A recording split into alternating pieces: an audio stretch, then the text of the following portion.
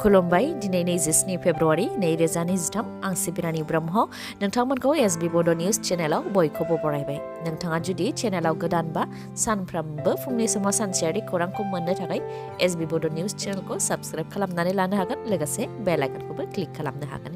जाहाथे खौरां फोसावनाय लोगो लोगोनो नोंथांनाव गिबिसिन खौराङा सौहैयो आसा खालामो नोंथाङा खौरांखौ मोजां मोनगोन आरो खौरांखौ जोबजासे खोनासंगोन होननानैबो आसा खालामनाय थाबाय दानिया नोंथाङा खौरांखौ खोनासंलांदो दुखुनि खौरां लामानि जाब्रबथायजों बरमा सेन्ट जन्स एचएस स्कुलनि गोरायुंजों लोगोसे गासै 7 जिउ खहा जादों शिलं फारसे थांबाय थानाय समावनो जाब्रबथाय जानायाव बिथांमोननि जिउ खहा जादों जाब्रबथायजों जिउ गोमानायफोरनि मादाव बरमा सेन्ट जन्स एचएस स्कुलनि गोरायुं फादार मेथिउ दास हेडमिस्ट्रेस मिलाग्रिनि दान्टास सिस्टार प्रमिला तिरके फोरोंगिरि रसि नंग्राम आरो माइरनजों लोगोसे गारि सालायग्रा सन्जय सरगियारिनि जिउ खहा जादों बे जाब्रबथाया मेघालयनि रिबय जिल्लानि सुमार ओनसोलाव जादों रिपर्टनि बायदिब्ला जायनाखि मेघालयाव दिनै बिसायख'थिनि भट होनाय जागोन बेनि थाखाय सासे फोरोंगिरिखौ दोनहैनो थाखाय गंसे बोलेर' गारिजों थांदोंमोन बेयावनो गुवाहाटी फारसे सिमेन्ट लाबोनाय गंसे ट्राकआ सामलायनो हायैयाव लामानि डिभाइडारखौ सौख्रांदों बेनि उनाव डिभाइडारखौ बारनानै बोलेर' गारियाव सौख्रांहैदों जायजों बे जाब्रबथाया जानो मोन्दों आरो बोलेर' गारियाव थानाय 7 सुबुंफोरनि जिउ खहा जादों जाथायखौ लानानै बरमा सेन्ट जन्स एचएस स्कुलनिफ्राय दुखु मोननाय फोरमायथिदों बेनिखायनो दिनै अदेबानि 27, 28 आरो 1 मार्च सानथाम दुखु मोननाय सान फालिगोन बेनि थाखाय जाबाय थानाय बोसोरारि आनजादखौबो फावसयनाय जाबाय आरो दा आनजादखौ 9, 10 आरो 11 मार्चआव खुंनाय जासिगोन जिउ गोमानाय बिथांमोना जाहाथे सोरगोआव आलो गोजोन जायगा मोननो हायो बेनि थाखाय बयखौबो आरज गाबनो थाखाय खावलायहरदों सेन्ट जन्स एचएस स्कुलनिफ्राय बे समाव आसामनि बयबो राजखान्थि दैदेनगिरिफोरानो 2024 मायथाइयाव जानो गोनां लकसभा बिसायख'थिखौ नोजोर होनानै थागथियारि जानायखौ नुनो मोननाय जादों बिटिआर ओनसोलनि थाखाय क'क्राझार लकसभा बियाबा जोबोद गोनांथार बियाब नाथाय क'क्राझार लकसभा बियाबाव बबे मोनसे दोलोनि बिजाथिया गसंगोन क'क्राझार लकसभा बियाबाव इउपिपिएल दोलोनिफ्राय बिजाथि गसंगोन होननानै इउपिपिएल दोलोनिफ्राय दाबि खालामबाय थानायनि गेजेरावनो डक्टर हेमन्त बिश्व शर्मानि बिबुंथि बिथाङा बुंथिदों दि क'क्राझार लकसभा बियाबाव एनडिएनि बिजाथि थागोन नाथाय बिजेपिनि ना इउपिपिएलनि बिजाथि थागोन बेनि सायाव दासिमबो सावरायाखै 2 दाननि गेजेरावनो बेनि सायाव सावरायनाय जागोन आरो इउपिपिएलनिफ्राय ना बिजेपि दोलोनिफ्राय बिजाथि थागोन बेखौ थि खालामगोन होननानै फोरमायथिदों आरो बे सावरायनाया थि जाखांनायनि उनाव बिपिएफ दोलोनिफ्रायबो मदद लानाय जागोन होननानै बुंथिदों डक्टर हेमन्त बिश्व शर्माया नाथाय बेराफारसेथिं क'क्राझार आरो उदालगुरि लकसभा बियाबाव बिपिएफ दोलोआ हारसिङै बिसायख'थि गेलेगोन होननानै हाग्रामा महिलारियाबो बुंथिदोंमोन दा समासो फोरमायसिगोन क'क्राझार लकसभा बियाबाव बबे मोनसे दोलोनिफ्राय बिजाथि गसंगोन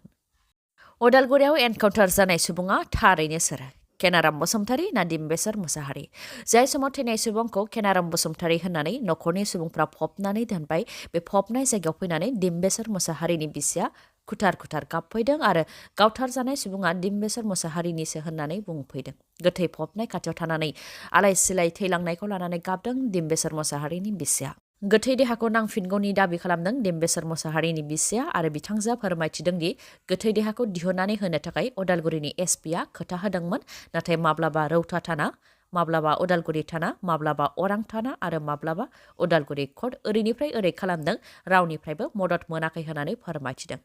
बेनि अनगायैबो एनकाउन्टार जानाय जाथायनि सायाव असि आरो डिसिजोंबो सावरायनाय जादोंमोन बेयावबो थैनाय सुबुङा गाननाय खसाबखौ डिम्बेश्वर मुसाहारिनि नङा होननानै असिया बुंनो नाजादोंमोन नाथाय डिसिया मानसिजों लोगोसे गाननायाबो डिम्बेश्वर मुसाहारिनि होननानै सिमान लादों होननानै फोरमायथिदों रायखांनो गोनांदि गोथै फबनाय जायगायाव डिम्बेश्वर मुसाहारिनि बिसिया थांनायनि अनगायैबो एनकाउन्टार खालामनाय थावनियावबो थांदोंमोन बिथांजोआ जायनिफ्राय बिथाङा फोरमायथिदों दि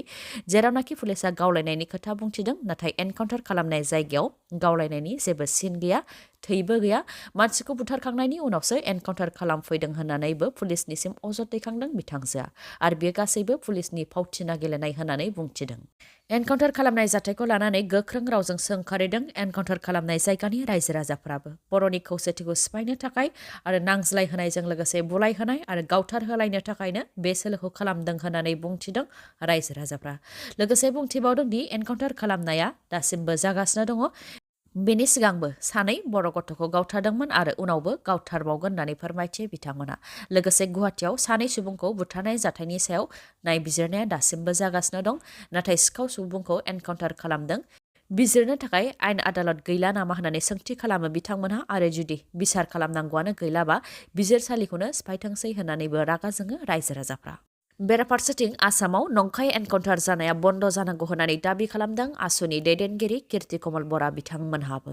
कीर्ति कमल बरा बिथाङाबो नगाव पुलिसजों नंखाय एनकाउन्टार खालामजादोंमोन नाथाय उनाव बिथाङा बिजिरनायखौ मोननो हादोंमोन। बिथाङाबो जाथायखौ लानानै सोंखारिदों आरो डक्टर हेमन्त बिश्व शर्मानि दैदेननाय बिजेपि सरकाराव जि एनकाउन्टार खालामनाय जादों बेखौ बन्द खालामनांगौ होननानै बुंथियो। सिगांनि समाव सिरियै बुथारखुमानाय जायोमोन नाथाय दा अपेनावनो गावथारनाय जाथाय जायो आरो बेखौ थाबैनो बन्द खालामनांगौ होननानै दाबि खालामदों बिथाङा। लोगोसे डिम्बिसार मुसाहारिखौ बुथारनाय जाथायनि सायाव नायबिजिरनाय जानांगौ होननानैबो दाबि खालामो बिथाङा। बिटिआर ओनसोलाव साख्रियाव थिसनथाइ होनायनि बिबाना बिटिआर सरकारनि, बेयाव आसाम सरकारनि जेबो बिबान गैया होननानै बुंथिदों आसामनि गिबि मन्थ्रि डक्टर हेमन्त बिश्व शर्माया। मुंख'नो गोनांदि आसामनि गिबि मन्थ्रि डक्टर हेमन्त बिश्व शर्माया 62थि बर' थुनलाइ सान फालिनाय हाबाफारियाव बाहागो लाफैदोंमोन। बिथाङा बेनिफ्राय फोरमायथिदों दि बिटिआर ओनसोलाव साख्रियाव थिसनथाइ होनायनि बिबाना बिटिआर सरकारनि आरो बेयाव आसाम सरकारनि जेबो बिबान गैया। बिटिआरनि फरायसालिफोराव आरो 3rd आरो 4th ग्रेडजों लोगोसे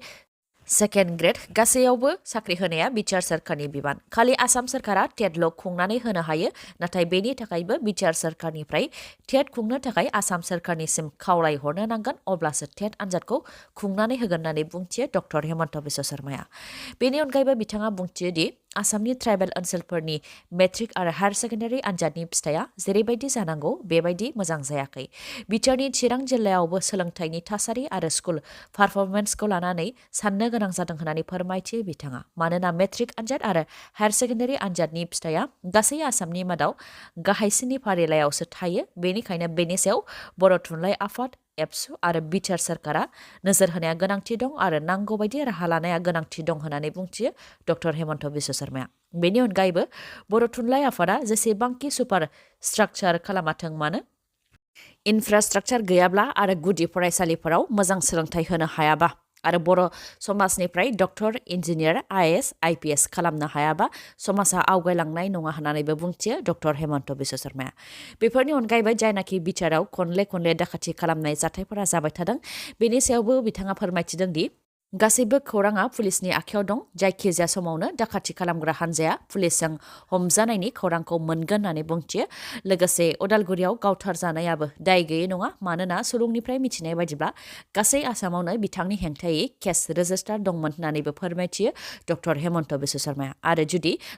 गावथारनायखौ नंखाय एनकाउन्टार होननानै बुङोबा नायबिजिरनो होनो हागोन होननानैबो बुंथियो डक्टर हेमन्त बिश्व शर्माया। बिटिसिनि इएमनि हान्जायाबो जाथायनि सायाव खौरां लानो थाखाय दिनै उदालगुरियाव नुजाथिहैगोन होननानै फोरमायथिदों प्रमद बर' बिथाङाबो आरो बेनि उनाव जि सैथोथि मोननाय जागोन बे लेखायै नायनाया जागोन होननानै बुंथियो प्रमद बर'आ। बेनि अनगायैबो बिटिआरआव टेट आनजाद खुंनाया थाबैनो जागोन, बेनि थाखाय गुवाहाटियाव प्रसेस जागासिनो दं होननानैबो बुंथियो बिथाङा।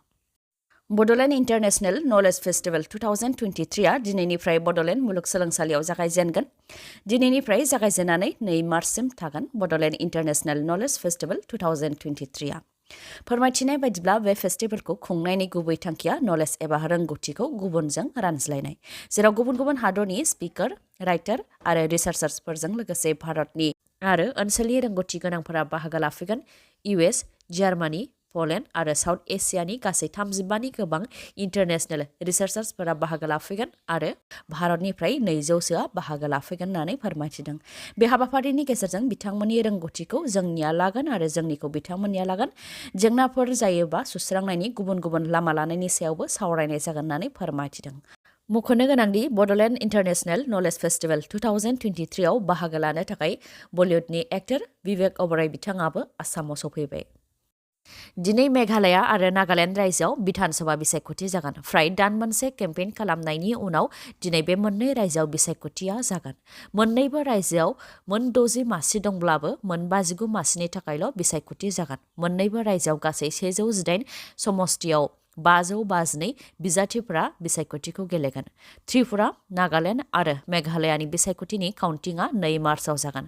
नागालेण्डआव गासै 13 लाखनि बारा भटार्सफोरा 183 बिजाथिफोरनि खाफालखौ लिरगोन आरो मेघालयाव 21,60,000 भटार्सफोरा 369 बिजाथिफोरनि खाफालखौ लिरगोन। बिसायख'थिखौ नोजोर होनानै आसाम सरकाराबो मेघालयाजों नांजाबनाय आसामनि माखासे ओनसोलफोराव ड्राइ डे फोसावदों। ओनसोलफोरा जाहैबाय मेघालयजों नांजाबनाय ओनसोल बायरानि हाटनिफ्राय लानानै खानापारा फ्लाइअभार 14 माइल खेत्री सनपुर बशिष्ठ लख्रा आरो माखासे ओनसोल बेफोर ओनसोलाव दिनै ड्राइ डे फोसावदों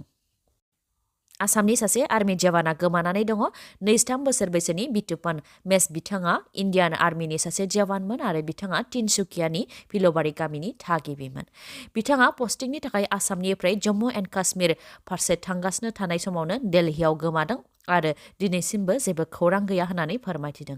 बिथाङा जम्मु एन्ड काश्मीर फारसे थांबाय थानायनि सिगां बिमा आरो बिसिजों भिडिअ कलिंबो खालामनानै सावरायलायदोंमोन बे दिननिफ्रायनो बिथांनि जेबो खौरां गैया होननानै फोरमायथिदों आरो दा बिथांनि गोमानायखौ लानानै तिनसुकियानि फिलबारि पुलिस थानायावबो अजद होनाय जाबाय होननानै फोरमायथिदों